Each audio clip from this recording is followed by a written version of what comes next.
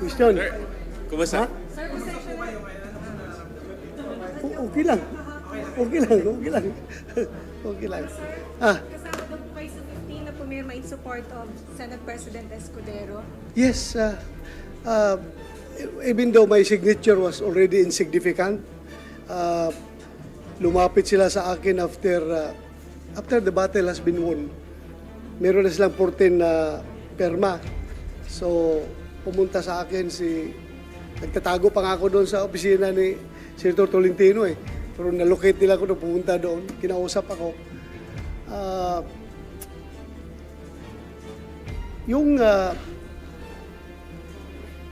Sabihan ako na kahit na hindi na kailangan yung perma ko because they already have 14 and they only need 13 to unseat the Senate President. Kahit na hindi na kailangan, immaterial na yan, kung pipirma ko hindi, but still, narinig nila na I was poised to join the minority. I was really contemplating seriously to join the minority after that incident. But I was persuaded by Senator Chis and Senator Alan Cayetano na please stay with the majority. Huwag kang pumunta sa minority. So, sumama ka na lang dito sa majority. And ang mas mabigat na rason dyan talaga is that among us three magkabats na PDP senators, Senator Bungo, Senator Tolentino, and myself, we forged a covenant na majority wins. In every voting situation, talagang kung ang lalabas sa voting is 2 against 1, obligado yung 1 sumunod doon sa 2, sumama sa 2. So, in this case, nangyari silang dalawa talaga ay nag-decide na sumuporta kay Senator Jesus Escudero. Ako ay naiwan. I want to stay with ayaw ko sana. Pero yun nga, may usapan kami na obligadong sumama. So, yun.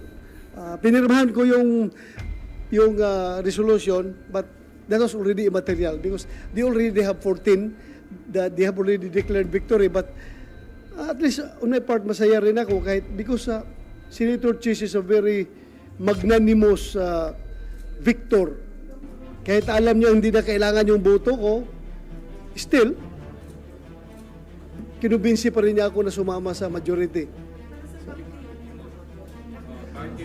Well, kasi yung nakapirma ako before mag-start ang session.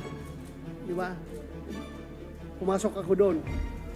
Tapos ngayon, nung sinaluduhan ako ni Migs, talaga hindi ko napigilan, napaiyak ako dahil for me being a good soldier, gusto kong sabihin kay Migs doon is, sorry boss, I failed to win the war for you because I am one of his trusted lieutenants. Ang kanyang mission sa akin is talagang i-secure yung aking partido, yung PDP na patuloy na magsuporta sa kanya. But still, as I have said, meron kaming usapan, kaming tatlo, Senator Bungo, Senator Tolentino, na majority rules. Lalabas 3 against 1, obligado sasama yung 1 doon sa decision. So, at hindi ko, yung bang, as I've said, feeling ko, being a good soldier, I would like to convey the message to him that, my commander, I'm so sorry. We lost the war. I failed to win the war for you. Ha? Yes, kaya ako napaiyak dahil nga hindi naman sasama ng loob, parang walang nahiya ako sa kanya dahil hindi ko napanalo yung gira para sa kanya. Senator, ba't hindi niyo po sinabi kay Sen. Migs before mag-start yung session na sumama kayo doon sa Well, in fact, nandoon kami sa opisina ni Migs before yung before mag-start, nung pumasok si Senator Chis at si Senator Alan, sabi ko, exit ako kasi baka maipit ako. Baka sibat ako doon sa isang pintuan, di ba? Dalawang pintuan doon, may isang papasok, isang palabas.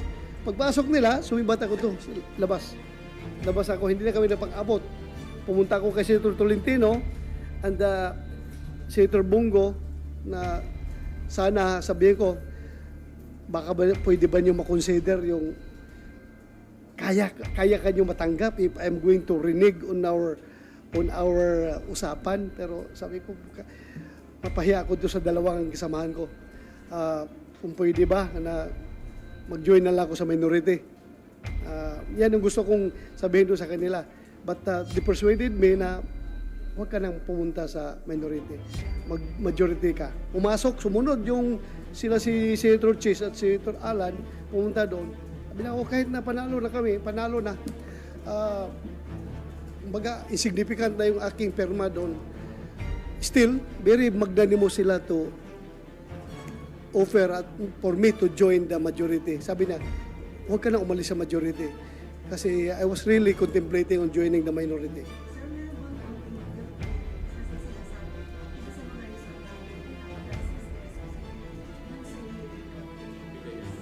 Kasama na rin yun. Kasama na rin yun. Kasama na rin yun. Kasi alam ko, hindi lang naman, although, tinanong ko ito kay Senator Chis kung talagang yan bang dahilan bakit kinudita si Senator Migs dahil ba dyan sa hearing. Sabi yan, no, hindi yan kasi wala yan sa rason dito. Wala yan sa rason. Yun lang sabi sa akin, ha? Which, of course, it's up for you to, bahala na kayo. Basta sinabi sa akin, hindi yan ang rason. At kung yan man ang rason, supposed to be, whether or not sasama ka sa amin or hindi, tatanggalin ka namin dyan sa your chairmanship in the public order and dangerous drugs.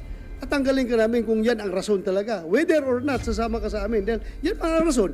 Yan mo kaya ang target namin ngayon na galit kami sa hearing na ginagawa mo, dapat I am also heartbroken. My heart is really broken. He's a very good leader, Senator Zubiri. I love him very much. I respect him very much. He's a very good leader.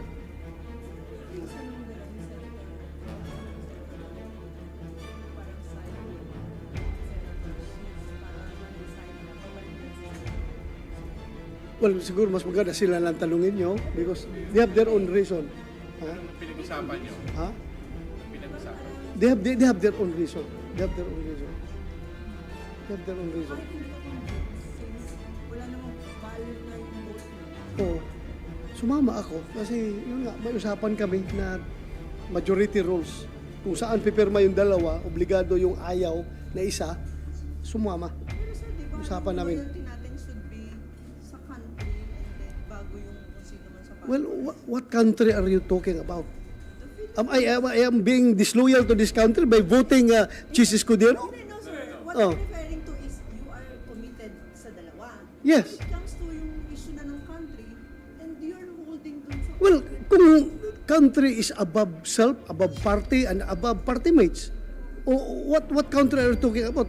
Nasisira bang country dito sa decision ko? Hindi, what I mean is, Oh. ba't mag-e-end yung commitment mo sa kanila when the country is... Yes, automatic yun.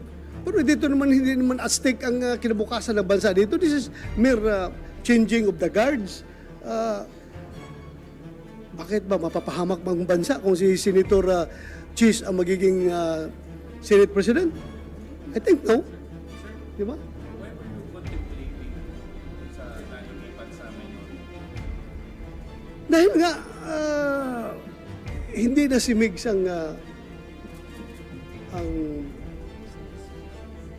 ang Senate President and yun nga, sinasabi nila na ako ang tinatarget dahil sa aking hearing, so maybe pupunta lang ako sa minority nito kung talaga ako ang target nila. But it was explained to me properly by Senator Chis na kung ikaw ang target, sasama ka man sa amin o hindi. Or hindi ka na namin kausapin. Ngayon panalo na kami. 14 na kami, mayroon kami 14 votes. Bakit ka pa namin imbitahan na sumali sa majority kung ikaw ang dahilan? Bakit na nagpalitan ng liderato sa Senado? Di ba? In-explain mo sa akin properly na hindi ikaw ang dahilan. It's not you. Ha? Tuloy pa rin. Tuloy pa rin. Pag nakondisyon na si Kumar, nasa kondisyon na pag makalabas sa ospital. Keeping the chairmanship. Ha? Well, pag-usapan ba namin is kasi ang movement nung isa, si Senator Jinggoy, ang sa kabila naman ako. Pag-usapan namin yan, dahil magbe-break na mahaba ang break ng Senado, kawawa naman makakulong yan dyan sa baba. So baka pwedeng pauwiin na yan kung pwede. Mag-usap kami. Kung papayag siya, pero may initial intention is pauwiin yan dahil hindi po pwedeng naka-break kami tapos sila nakakulong dyan. Hindi maganda. Pwede mo yung sayo kung pwede yung kanya.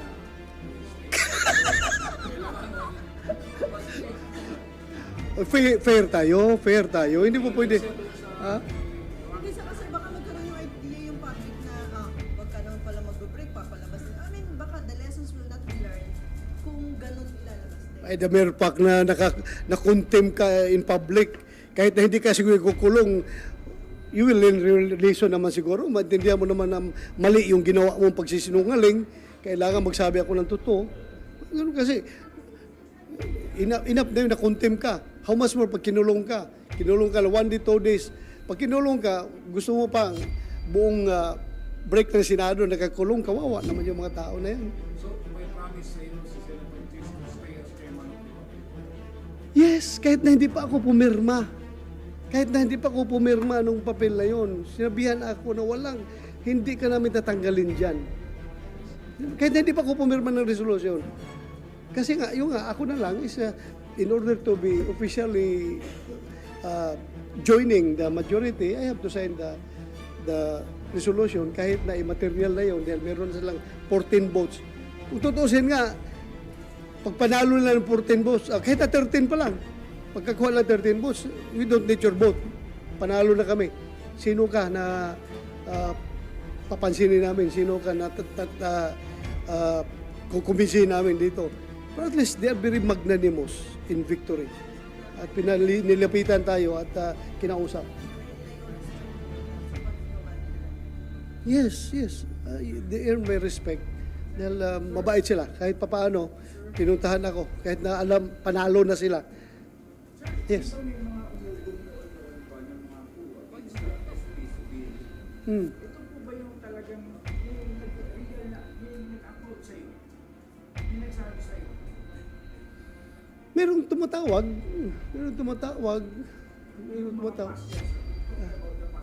Yung the past? Oo. And you cannot be successful in a coup d'etat if you don't have the votes.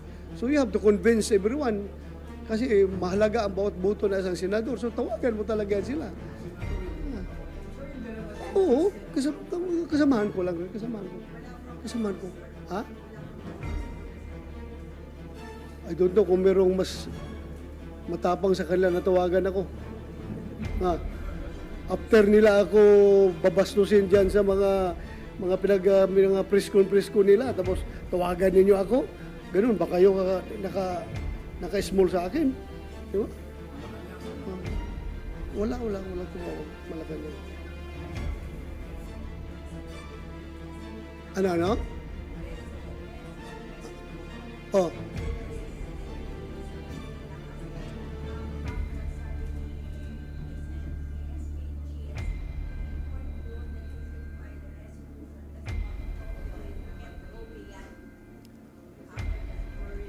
Saan? May rules ba stating that? Na pag motor proprio cannot go beyond 4 hearings? You show me the rules. Kung meron ba? I don't think wala. I don't think meron. Wala. Yan if they have trust in me as the chairman, siguro pagbigyan nila ako. Nakita naman nila yung flow ng hearing. Nandoon siya kahapon, nandoon si Senator Jinggoy. Nakita mo nila.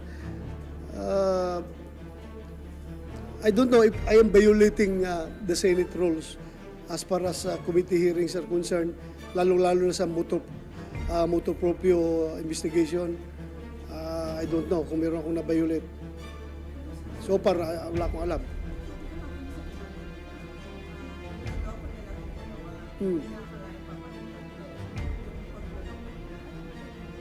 Tell it to the Marines. Kahit kayo, naniwala kayo? Kalukuhan lang yung pagsasalita niya doon? Naniwala ba kayo? O, kaya nga, nanonood ba ka sa video? Kung ano yung take nyo, yun rin ang take ko. O, kung naluloko siya. Sa paniwala mo, totoo yung sinasabi. Ano pa yung sinasabi niya doon? Kaya nga kinuntem ko kahapon dahil halatang niluloko kami. Pero sir, may may tao na nasa likod ng Ha? may tao. I don't know kung sinong tao. Sabi niyang gumawa May sabi mo niya, may Kumar siyang sinasabi, di ba? James Kumar. So baka yun yung kinukot niya na source na kanyang, kaya siya nagsasalita na gano'n. Last na si James Kumar. Baka mamaya pag may sinabi na naman kami Morales, sinabi na kami kung sino patawag sila. Wala na. Si James Kumar. Titingnan natin si James Kumar. Pag nagsabi si James Kumar, yes, I am instructed by LAM to talk to these people, then, pwede siguro. Pwede. May denial ba siya gahapon? O gusto nga niya i-clear ang name, pero I stop him from doing so because he is in sick bed. Kung may mangyari dyan sa kanya, makukonsensya naman ako. Pero sabihin ni James Kumar na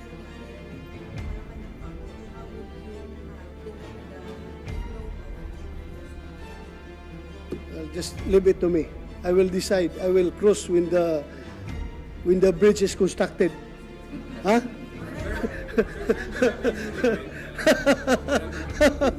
you have any regret sa decision niyo kahapon Saan? na sumama doon sa grupo nila Cheese, and then akala ni SP, state lawyer? Oh, wala akong regrets because I've been praying every night at kahapon bago ako umalis sa bahay.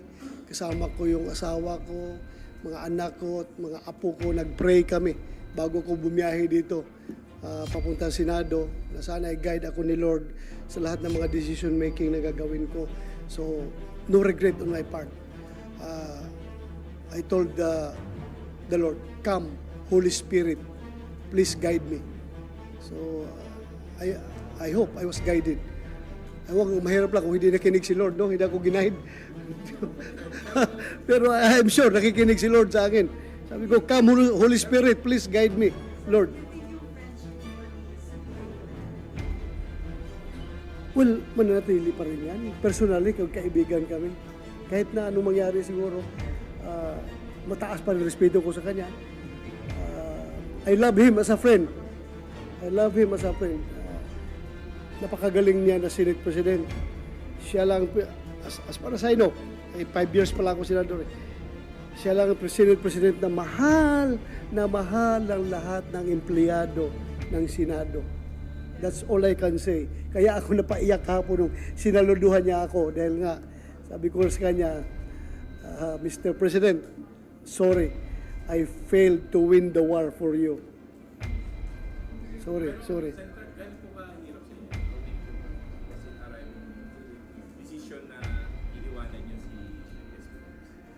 SP? It's no longer hard for me because the battle has been won. Panalo na yung kabila. Wala na kung ako ang naging number 13, wala na, ayaw. Siguro may guilt on my part, pero wala na, yung material yun, number 15 na ako number 15. Ha?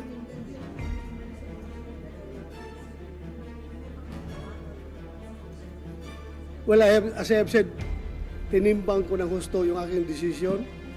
Nagdasal ako kay Lord, na i-guide ako. At yun ang naging decision ko na I would not let my party mates down dahil may usapan kami from the very beginning na in every voting situation, dapat majority rules kung yun nga, 2 against 1, yung 1 should go with the 2. So yun ang aming usapan.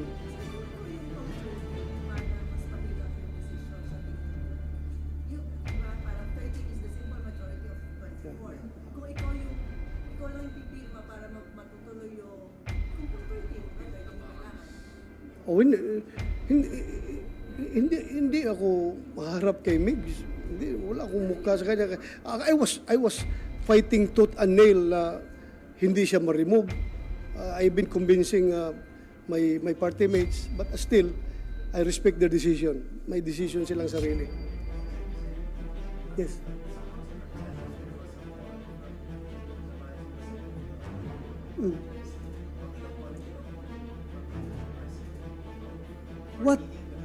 What sin have I done in order for me to seek an apology? Please tell me, anong kasalanan ko para ako maghingi ng apology? Kasalanan ko ba kung nailagay yung pangalan niya doon sa report na yon? Was that my fault? I don't think so. Mas malaki ang kasalanan ko siguro sa Pangulo kung being chairman of Public Order and Dangerous Drugs. Wala akong ginagawa dyan sa mga informasyon na yan na hanggang lumaki, hindi ko inaksyonan. Mas lalo siguro kung may kasalanan sa taong bayan, kung hinayaan ko yan, na yung mga security classified documents ay palagi na lang nangyayari, merong ganon, o hindi natin imbestigahan. So, I don't see any offense. Bahala na, kung sila tingin nila may kasalanan ako, then sorry, kung may kasalanan ako. Pero for me, to seek for an apology, to ask for an apology, to give my apologies, wala man siguro akong naggawang kasalanan. Oh.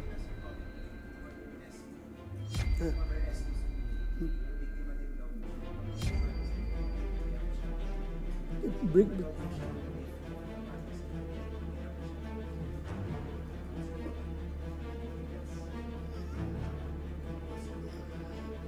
Maybe. To be practical about it. Maybe.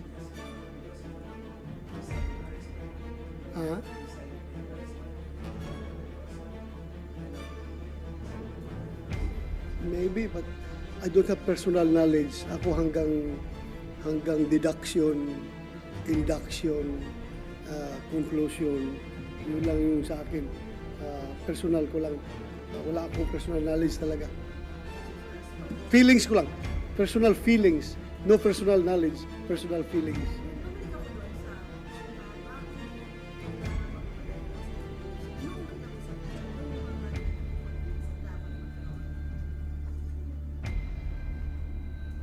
Wala namang sinabing rason.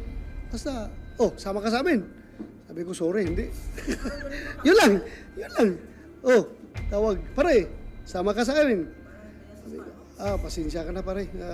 Dito lang muna ako. Yun lang mga. Wala. Wala talagang reason na dahil sa style ng leadership, Hindi man kami ganun mag-usapan dito. Ganun. Tatanong-tanong ka pa. Alam mo naman, you yourself being a senator, kung ano yung reason nila nakikita mo rin naman siguro. Ang reason na yan. So, no need to ask for any reason, any justification.